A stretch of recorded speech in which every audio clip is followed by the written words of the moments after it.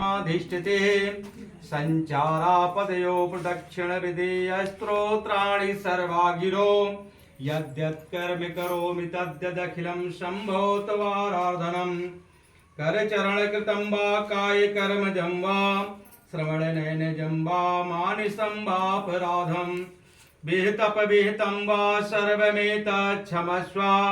जय जय करुणाब्धे श्री महादेव शंभो। मंदारमाला कुलितालकाय कपालमाला चितशेखराय दिगंबराय सदिगंबराय नमः शिवाय श नमः शिवाय। प्रेम से बोले देवाधिदेव महादेव की, भगवती आदिशक्ति जगदम्बा की। सूत जी कहते हैं, मंदार की माला से जिन पार्वती जी का केशोपाश अलंकृत है और मुंडों की माला से जिन शिव जी की जटा अलंकृत है, जो पार्वती दिव्य वस्त्र धारण की है और जो शिव जी दिगंबर हैं, ऐसे श्री पार्वती तथा शिव जी को मैं बारंबार प्रणाम करता हूँ। रमणीक कैलाश पर्वत के शिखर पर बैठी हुई पार्वती जी कहती हैं, हे महेश्वर, हमें कोई गुप्त व्रत या पूजन बतलाइए जो सब धर्मों में सरल हो, जिसमें परिश्रम कम करना पड़े लेकिन फल अधिक मिले। हे नाथ, यदि आप मुझ पर प्रसन्न हों तो यह विधान आप बतलाइए। हे प्रभु, किस तप या व्रत या दान आदि मध्य और अंत रहित आप जैसे महाप्रभु हमें प्राप्त हुए हैं। शिव जी बोले, हे देवी सुनो, मैं तुमको एक व्रत जो मेरे सर्वस्व छिपाने योग्य था, लेकिन मैं तुम्हारे प्रेम के वशीभूत होकर मैं तुमसे बतलाता हूँ। शिव जी कहते हैं, भारतवर्ष में जैसे नक्षत्रों में चंद्रमा और ग्रहों में सूर्य और वर्णों में ब्राह्मण, देवताओं में विष्णु और नदियों में गंगा, पुराणों में महाभारत और वेदों में सामवेद और इंद्रियों में मन श्रेष्ठ होता है, सब पुराणों और वेदों का सर्वस्व जिस तरह कहा गया है, मैं तुम्हें एक प्राचीन व्रत बतलाता हूँ। एकाग्र मन से सुनो। जिस व्रत के प्रभाव से तुमने मेरा आधा आसन प्राप्त किया है, वह मैं तुमको बतलाऊंगा, क्योंकि तुम मेरी प्रेसी हो। भाद्रपद मास में हस्त नक्षत्र से युक्त शुक्ल पक्ष की तृतीया तिथि को उसका अनुष्ठान मात्र करने से स्त्रियां सब पापों से मुक्त हो जाती है। हे देवी, तुमने आज से बहुत दिन पहले हिमालय पर्वत पर इस व्रत को किया था, यह वृतांत मैं तुमसे कहूंगा। पार्वती जी ने पूछा, हे नाथ, मैंने यह व्रत किया था, क्यों किया था? यह व्रत मैं आपके मुख से सुनना चाहती हूँ। उत्तर की ओर एक बड़ा रमणीक पर्वतों में से श्रेष्ठ हिमवान नामक पर्वत है। उसके आसपास तरह तरह की भूमियां हैं, तरह तरह के वृक्ष उस पर लगे हुए हैं, नाना प्रकार के पंछी और अनेक प्रकार के पशु उस पर निवास करते हैं। वहां पहुंचकर गंधर्वों के साथ बहुत से देवता सिद्ध चरण में पंछीगण सर्वदा प्रसन्न मन से विचरते हैं। वहां पहुंचकर गंधर्व गाते हैं, अप्सराएं नाचती हैं। उस पर्वत राज के कितने ही शिखर ऐसे हैं जिनमें स्फटिक, रत्न और वैदायु मणि आदि की खाने भरी पड़ी हैं। यह पर्वत ऊंचा तो इतना अधिक है कि मित्र के घर की तरह समझकर आकाश का स्पर्श किए रहता है। उसके समस्त शिखर सदैव हिम से अनुवांछित रहते हैं और गंगा जल की ध्वनियां सदा वहां सुनाई देती हैं। हे पार्वती, तुमने बाल्यकाल में उसी पर्वत पर तपस्या की थी। 12 वर्षों तक तुम उल्टी टांग कर केवल धुआं पी करके रही हो। 14 वर्षों तक सूखे पत्ते खाकर रही हो। माघ मास में तुम जल में बैठी रहती और वैशाख की दोपहरिया में अग्नि में तपती रहती थी। श्रावण महीने में जल जब बरसता तो तुम भूखी प्यासी रहकर मैदान में बैठी रहती थी। तुम्हारे पिता इस तरह के कष्ट सहन को देखकर बड़े दुखी हुए। वे चिंता में पड़ गए कि मैं अपनी कन्या किसको दूंगा। उसी समय नारद जी वहां आ पहुंचे। मुनिश्रेष्ठ नारद जी उस समय तुम्हें देखने गए थे। नारद जी को देखकर गिरिराज ने उन्हें अर्ध पाद है, आपका आगमन मेरे लिए बहुत ही अच्छा है। नारद जी ने कहा, हे पर्वतराज सुनो, मैं भगवान विष्णु का भेजा हुआ आपके पास आया हूँ। आपको चाहिए कि इस कन्या रत्न मैं किस योग्य वर को दूं। मैं कहता हूँ भगवान विष्णु के समान योग्य वर ना ही ब्रह्मा है, ना इंद्र हैं, ना ही शिव हैं, इनमें से कोई नहीं है। इसलिए मैं यही कहूँगा कि आप अपनी कन्या भगवान विष्णु को ही दे डालें। हिमवान ने कहा, भगवान विष्णु स्वयं मेरी कन्या को ले रहे हैं, आप यह संदेश लेकर के आए हैं, तो मैं अपनी कन्या भगवान विष्णु को ही दूंगा।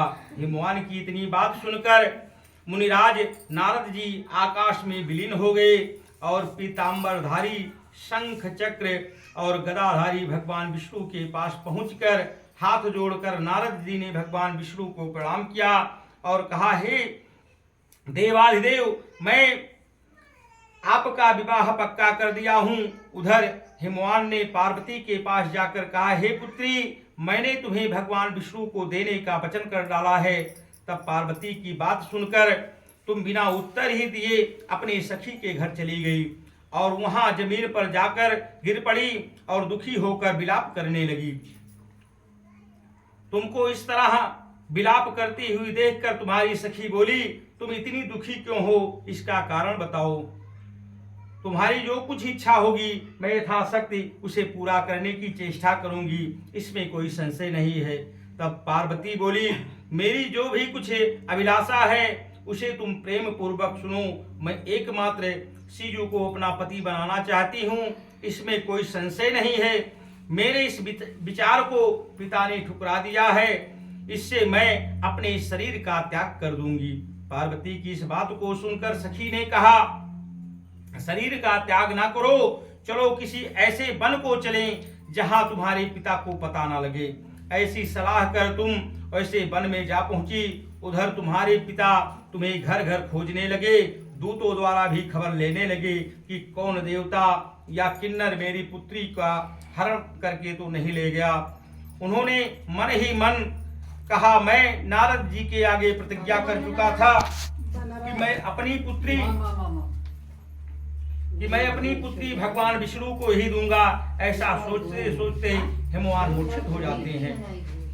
गिरिराज को मूर्छित देख सब लोग हाहाकार कर दौड़ पड़े। जब होश आया तो सब लोगों ने पूछा, हे गिरिराज ने कहा,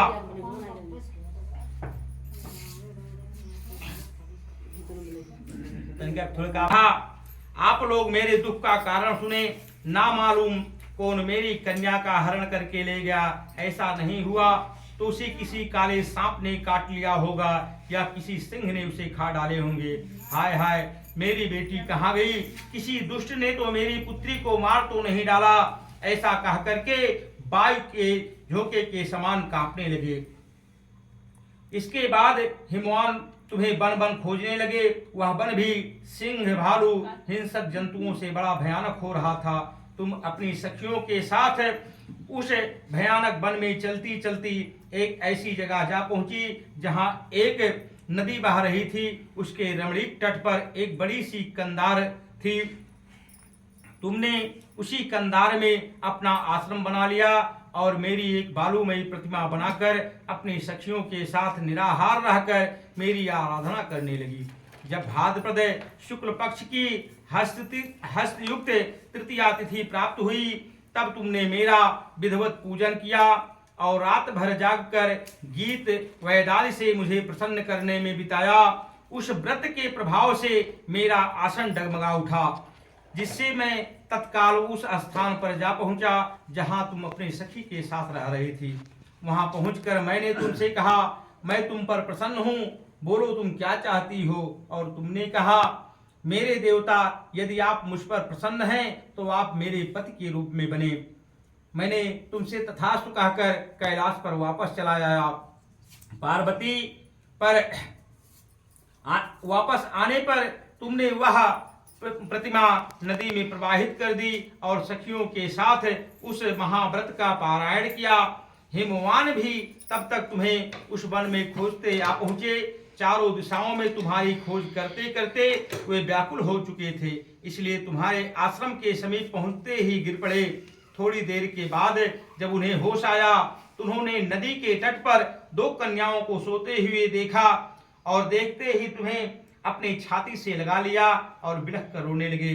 पुत्री, तुम इस सिंह, व्याघ्र आदि जंतुओं से भरे इस वन में क्यों आ पहुंची हो? पार्वती ने उत्तर दिया, हे पिताजी, मैंने पहले ही अपने आप को शिव के हाथों में सौंप दिया था।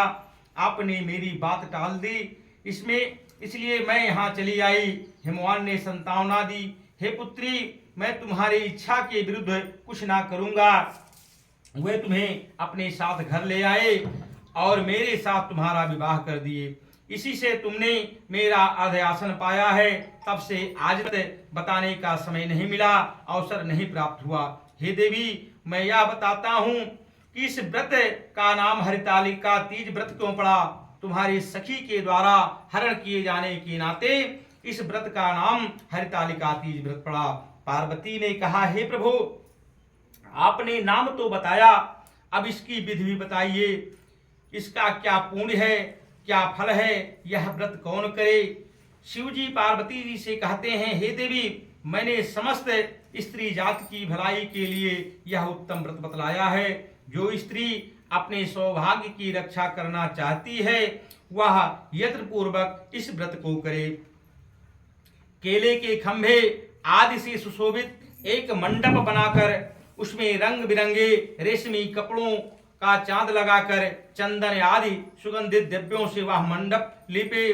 फिर शंख, भेरी, मृदंग आदि बजाते हुए बहुत से लोग एकत्रित होकर तरह तरह के मंगलचार करते हुए उस मंडप में पार्वती तथा शिव की प्रतिमा स्थापित करे। उस रोज दिन भर उपवास कर बहुत से सुगंधित फूल, सुगंध और मनोहर धूप, नाना प्रकार के नैवेद्य आदि एकत्र कर मेरी पूजा करे और रात भर जागकर जागरण करे। ऊपर से जो वस्तुएं गिनाई गई हैं उसके अतिरिक्त नारियल, सुपारी, जाम्बीर, नींबू, लौंग, अनार, नारंगी आदि जो फल प्राप्त हो सके उन्हें इकट्ठा कर और उस ऋतु में पूजन करे, प्रार्थना करे। हे लकड़ियां जोड़ो।